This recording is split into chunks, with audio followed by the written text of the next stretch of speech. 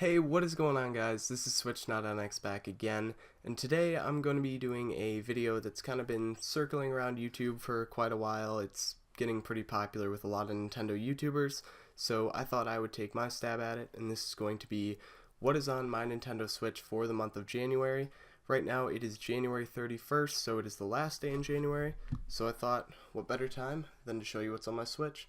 Alright, so first off, here's my Switch. Just nothing special. It's a launch week Switch. This thing took me so long to track down. I ended up going to like Targets and GameStops and Walmarts and everything like as soon as they opened all week when the Switch came out, and I ended up finding this one. Weirdly enough, I went to Target right in the morning, and the employee, before they even opened, said that they were sold out. And so I decided I'll drive down the road to Walmart just on a whim, like there's no way they're going to have it. And they had one left. It was the Neon console. And at the time I really wanted the gray, so I was kind of disappointed, but I ended up really being happy about that because in the end I ended up liking the Neon Joy-Cons a lot more. So yeah, I guess that worked out. So here's my Switch, and I have three sets of Joy-Cons. I have right here, I have the normal gray ones, I have the neon ones that came with my console, and then my newest ones are the neon yellow arms Joy-Cons, and these ones I think are super cool. I didn't really know how much I'd like them before I bought them, but the combo that I usually go with is right here. I usually go blue on one side and green on the other. Super great color combo. My ideal color combo for my Joy-Cons would have to be blue on this side and then pink on this side, just because blue and pink is one of my favorite color combos, and so hopefully I can like get my funds up enough to get the Splatoon ones imported from Japan, because obviously the ones in the US, the pink Joy-Con is on the left side instead of the right side, so that's a no-go. So anyway, now that I've shown you that, I'm just going to switch over to my Switch, no pun intended, and I'm going to show you what games I have on this thing. Alright, so here we are on my Switch home screen, and first of all you're going to see probably my favorite game on this console so far, Legend of Zelda Breath of the Wild. It is easily the game I've put the most time into. I am a huge Legend of Zelda fan, if you couldn't tell by my framed Wind Waker poster behind me in the intro. But yeah, Breath of the Wild was just absolutely fantastic. I also have Super Mario Odyssey on here. That's actually, I believe, the Switch's top-selling game, I think at 9.1 million units. They just released their sales numbers today, and it looks pretty impressive, so happy about that. NBA Playgrounds, this was a pretty decent port, I guess. It plays, when you're actually in gameplay, it plays just like any other game. However, the menus are just really laggy, and I don't know. If it was any more than $10, I wouldn't have bought it.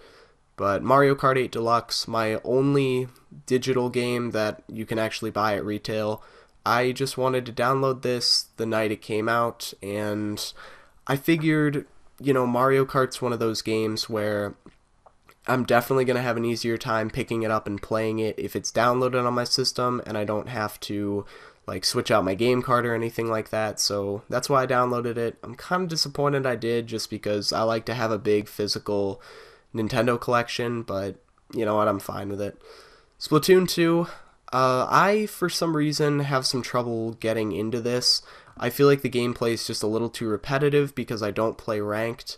Something about that, like something about it with games, especially like Overwatch and stuff like that, I don't play any like competitive or anything. I don't know, I'm just afraid like I'll get judged or something, but honestly, it's Splatoon, so I should probably just do it. Oxenfree was a game that I downloaded not too long ago. This, so far, has been really cool, and I love games like this, sort of this visual novel. It reminds me of like a Telltale game. I haven't gotten too far into this, but I'm definitely going to pick this back up today. Othello, just a decent little $5 game that I downloaded back when the Switch was brand new. I do like playing Othello, like actually in real life. It's a really fun game, so I thought I'd give it a try. I haven't played it for any more than 5 minutes maybe, so I don't know, I'd maybe hold off on this one. Stardew Valley is pretty fun. I had this on Xbox One, and I actually still do, but I'm kind of having a hard time getting back into this, just on a new system. It's kind of hard to start from scratch, but it's still a lot of fun. Xenoblade Chronicles 2, as much as I love this game, something about the combat just doesn't do it for me. I find the combat really, really difficult, and I end up getting stuck in places a lot and putting the game down for a long time. So that's kind of unfortunate, but I'm going to try my best, obviously, to pick it back up because from everything I've heard and everything I've played, it's a really fantastic game. Next game is Rocket League. You can see this one is not downloaded. A couple of these aren't downloaded. When I bought NBA Playgrounds, it's just so badly compressed, and the port was kind of sloppy that it's like 7.5 gigabytes. So I actually had to buy a memory card that's coming in anytime now, probably in the next like hour or so. So I'll be able to re-download a bunch of games. So yeah, so Rocket League, really fun. I own it on just about every console I own, so why not Switch, I guess. ARMS, another really good one. No matter how far back this is in my game log, honestly, it's very, very fun. I would not overlook it. If you tried it back when it came out and didn't like it very much, I would honestly say, like, pick it up or, like, borrow it from someone again and just give it another try because they did add a lot of new stuff, and I honestly think it's a much better game than when it came out. So obviously don't let it deter you if you had a bad experience with it. Hulu, you just gotta have Hulu. It's the only streaming service on the Switch right now. And the last two, I have Snipper Clips. Pretty fun little multiplayer game. Haven't played it much since the Switch came out. And same with Shovel Knight. Very, very, very fun indie game. I haven't gotten too far into this, but I'll definitely re-download it once my memory card comes in. And yeah, pretty much that's what I have on my Switch. Really quickly, I'm going to go to the store and just show you what's on my wish list, what I'd like to download now. So yeah.